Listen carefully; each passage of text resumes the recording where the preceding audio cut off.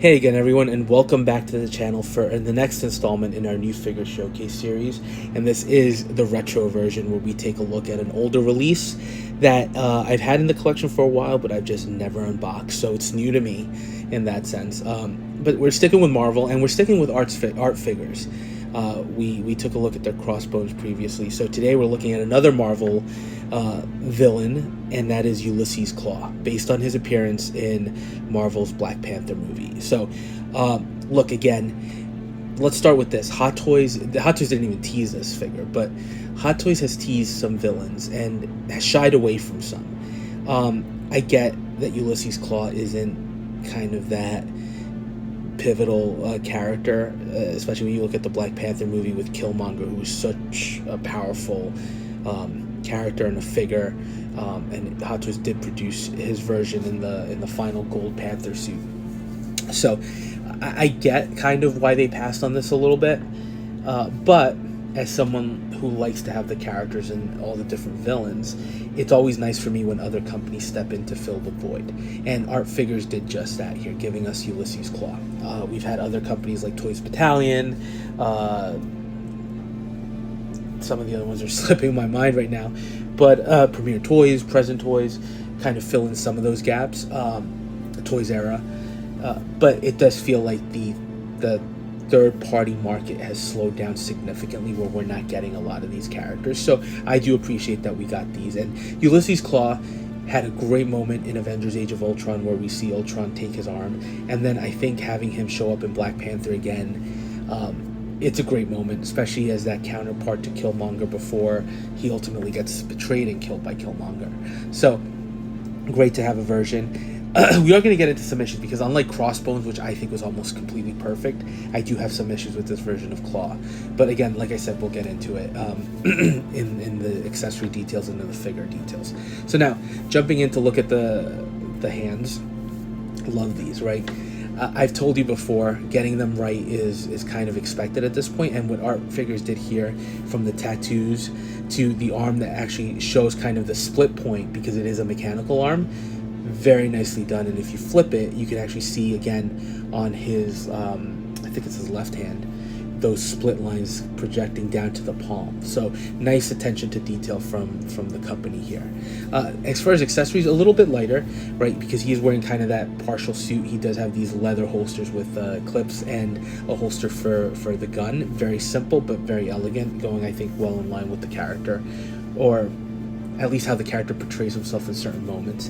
And then you have his sidearm. It's a 1911. You do get another one as well. It's nicely detailed. It has a working slide. I like the silver accents and the trigger itself. That is that single piece with some perforated elements. And then you do get an alternate gun, which is more like a Glock, I think. And to their credit, the gun does have imprints on it that tell you what the company is. So when you guys look at other companies or say, oh my god, InArt has done some incredible things, they're not the first to do some of the stuff in the market. So just remember that. Great rendition. But to me, this is the masterpiece of this figure. And if you saw the movie, you know, after Age of Ultron, he loses his arm, and then in the movie, he uses this mechanical arm that deploys into this cannon. The engineering related to this is pretty impressive. I mean, it's not complicated. It's basically hinges with some elements, but to recreate something like this for a third party with that decent paint app, it's impressive. And then, of course, this is the artifact that Killmonger and Klaue steal from the museum. That is an artifact, a Wakandan artifact, and includes that vibranium on the axe head. So it's nice to get that, because it's a critical point of the movie, or element of the movie. And then you just get a standard metal briefcase, which is where he holds the head of the axe head when he's trying to sell it. So detail work is really nicely done. I mean, this is a little bit more simple in terms of, yes, it requires some detail work, but it's very symmetric. It doesn't require anything outlandish, and it's nicely done, but doesn't open or articulate. This I wasn't too happy about, and that's that you get the tie, which he does wear in the movie very loosely, and then he has this necklace with a sort of I don't know if that's a Wakandan glyph or not, but it's got this symbol on it. What I don't like is that you have to yourself install this into the figure, which means you have to do your little tie knot and whatnot. So I was able to do that. It has to get fixed up a little bit because it looks a little sloppy, but that is a challenge. Now here is my issue, and you can tell as the figure rotates on the table. Figure overall looks great. It really does. I do feel like the body proportions are crazy.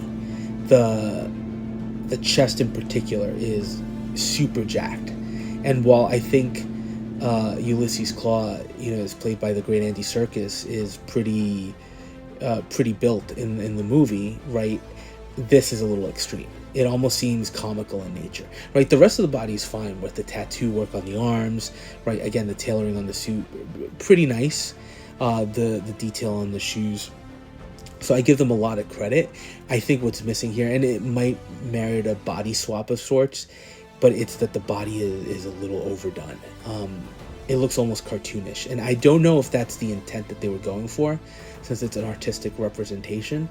It still works, right? Looking at him on display right now with the other Hot Toys figures, he fits in well. But it's just one of the things I noticed, that chest looks like he could bench 1,000 pounds. I mean, it reminds me of those comic books that were so comic book art that was so crazily done with so many muscles on muscles, kind of.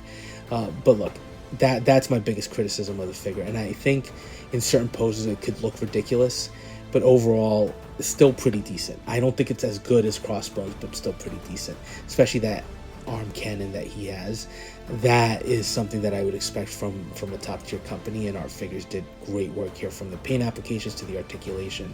I think as far as likeness goes, we didn't really discuss that. You can kind of tell it's Andy Serkis, but it's not the best, and this is not a figure that can hide behind a mask, so I think that is definitely something that detracts some points from it. But look, for a character that Hot Toys didn't do and nobody else is doing, it's great to have this in hand, and I think it's still a very decent figure if you're interested in getting some of these MCU villains. So let me know your thoughts, and we'll touch base on the next one.